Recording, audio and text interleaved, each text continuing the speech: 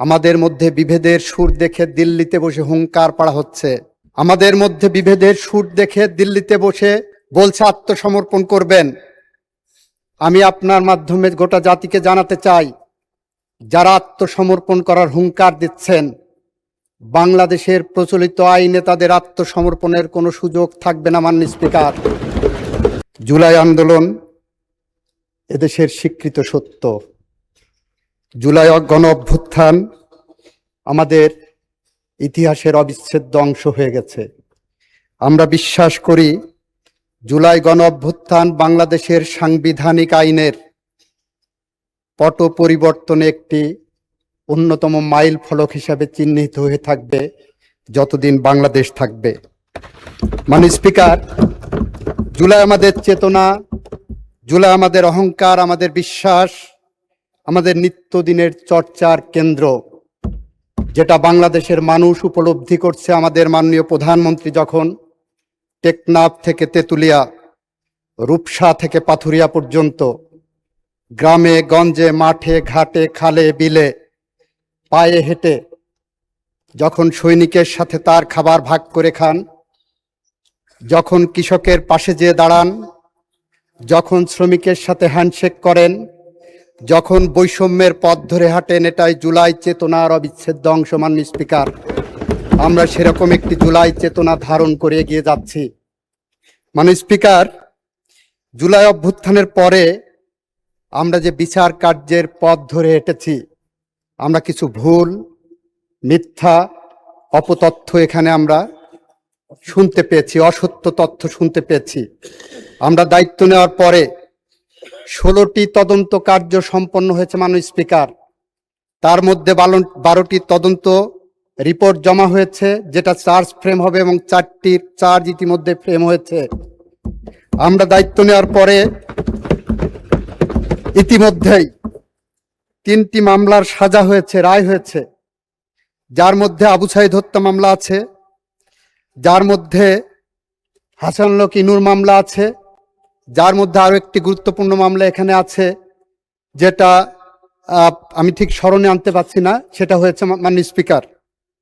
মাননীয় স্পিকার, ইতিমধ্যেই আমরা শাপলা চত্বরের সেই নারকীয় হত্যাযজ্ঞের তদন্ত শুরু করেছি। ইতিমধ্যে আওয়ামী লীগের ফ্যাসিজমের সংগঠন হিসাবে আওয়ামী লীগের বিরুদ্ধে তদন্ত শুরু করেছি।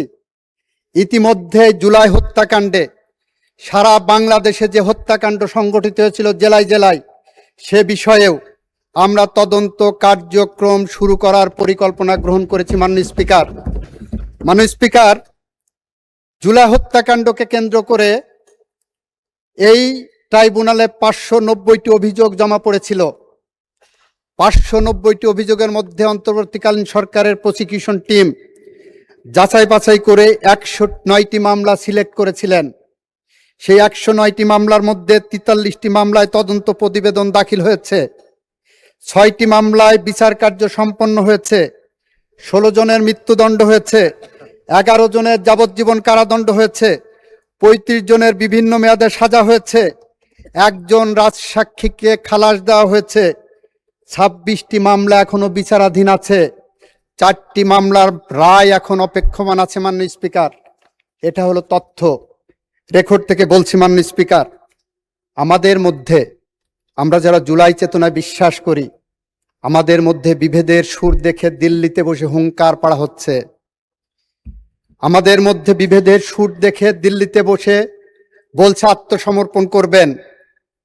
আমি আপনার মাধ্যমে গোটা জাতিকে জানাতে চাই, যারা আত্মসমর্পণ করার হুঙ্কার দিচ্ছেন, বাংলাদেশের প্রচলিত আইনে তাদের আত্মসমর্পণের কোনো সুযোগ থাকবে না। মাননীয় স্পিকার, কারণ আইনের কাছে তারা দণ্ডপ্রাপ্ত আসামি, বাংলাদেশের সীমানায় ঢোকার সাথে সাথে তারা গ্রেপ্তার হবেন।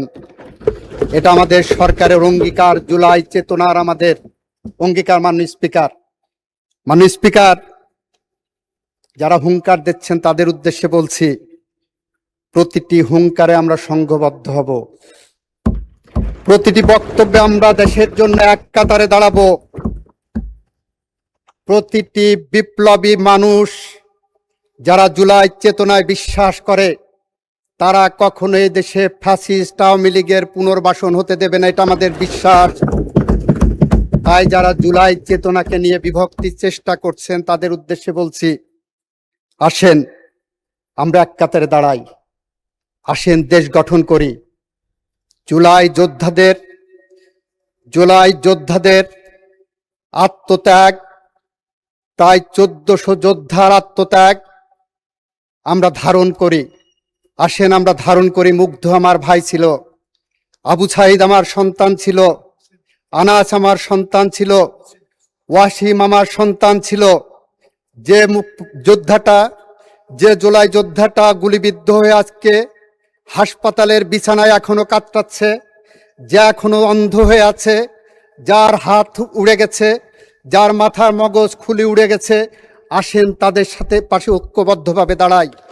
জুলাইকে নিয়ে আমরা নেগেটিভ রাজনীতি না করি, সেই পথ ধরে হাঁটি। মাননীয় স্পিকার, আমাদের এলাকায় একটা প্রবাদ আছে, চুন খেয়ে গাল পুড়লে দই দেখে ভয় লাগে। জুলাইকে নিয়ে যখন আপনারা কথা বলেন তখন কেমন যেন একটা সন্দেহ ভাব তৈরি হচ্ছে। এটা কি জুলাই চেতনাকে ধারণ করে নাকি এটা নিয়ে পলিটিক্স করার জন্য? ঠিক একই রকম একটা প্রবাদ ছিল, ফোক কবিতা, তুর্কিতে একটা ফোক কবিতা ছিল। একজন সন্দেহপ্রবণ প্রেমিক তার প্রেমিকাকে বলছে, তুমি বলো তুমি বৃষ্টি ভালোবাসো, কিন্তু তার তলে তুমি ছাতা নিয়ে হাঁটো। তুমি বলো তুমি সূর্য ভালোবাসো, কিন্তু রোদের দিন ছায়া খোঁজো। তুমি বলো তুমি বাতাস ভালোবাসো, কিন্তু যখন সে আসে তুমি জানালা বন্ধ করো। তাই আমি ভয় পাই যখন তুমি বলো তুমি আমাকে ভালোবাসো। মানে স্পিকার, যখন ওনারা বলেন জুলাইকে ভালোবাসেন এবং গণভোটের মধ্যে প্রতারণামূলক প্রশ্ন অন্তর্ভুক্ত করা হয় এবং সেইটা নিয়ে রাজনীতি করা হয়, তখন আমাদের ভয় লাগে এটা কি জুলাই চেতনা বাস্তবায়ন নাকি অন্য কোনো পথে হাঁটার সুর? মাননীয় স্পিকার, সেই কারণে আমি আহ্বান জানাবো, আসেন না জুলাই চেতনাকে ধারণ করে ফ্যামিলি কার্ড কর্মসূচিকে কিভাবে দুয়ারে দুয়ারে পৌঁছানো যায় সেই পথ ধরে হাঁটি।